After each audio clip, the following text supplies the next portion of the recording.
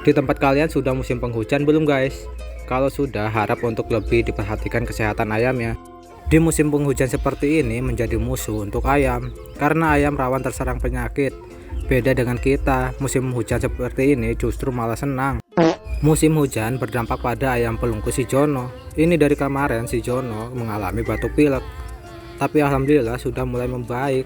Untuk sementara waktu si Jono aku pisahkan dulu dari ayam yang lain untuk mencegah terjadinya penularan pada ayamku yang lain. Kira-kira kalian punya saran gak guys untuk mengobati ayam yang batuk pilek? Kalau punya, jangan pelit-pelit guys untuk berbagi informasi di kolom komentar.